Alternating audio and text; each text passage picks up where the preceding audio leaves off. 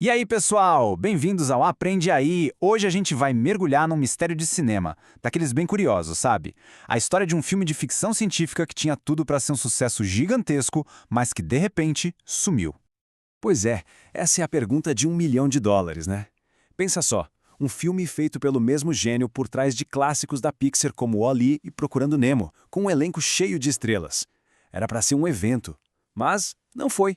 Quase ninguém ouviu falar o que diabos aconteceu. Então vamos lá.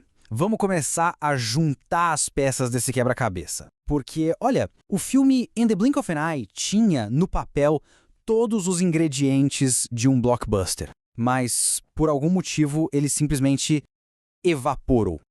Olha só, para pensar nessa receita aqui. Diretor, Andrew Stanton, uma lenda viva da Pixar. O elenco, só gente de peso. Kate McKinnon, Rashida Jones, Daveed Diggs. O gênero, ficção científica das mais ambiciosas. A estreia foi lá no Festival de Sundance, super prestigiado. E aí, o que acontece? Um lançamento super discreto, quase escondido, direto no streaming. É aqui que a coisa começa a ficar estranha de verdade. Beleza, vamos para a segunda parte. E aqui tá a nossa primeira grande pista para entender esse mistério todo. A ideia por trás do filme, que era, assim, mega ambiciosa.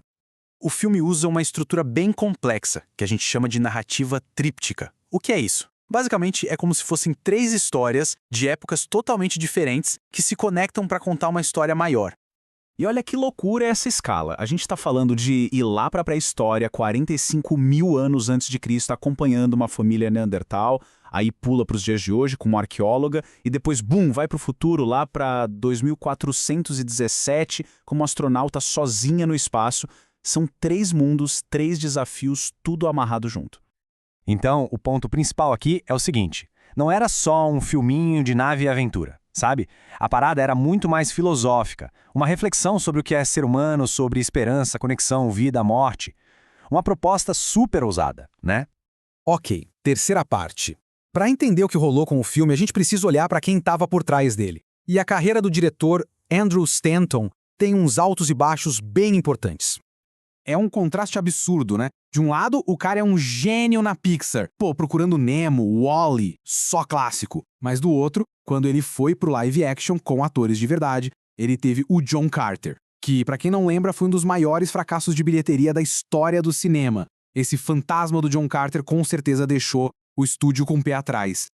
Beleza, o filme tá pronto, foi pra Sundance, e aí veio o próximo desafio, a opinião da crítica especializada. Uma parte dos críticos simplesmente amou. O Martin Tai, do Awards Watch, por exemplo, chamou de um espetáculo épico. Elogiou a ambição, disse que era uma obra de arte filosófica feita para ser vista na telona do cinema. Mas não foi todo mundo que comprou a ideia. Outros críticos acharam que o filme desmoronou com o peso da própria ambição. A Variety foi bem dura, basicamente disse que era 1/3 de um bom filme, falando que a história era rasa e não emocionava. Ou seja, a crítica ficou totalmente dividida.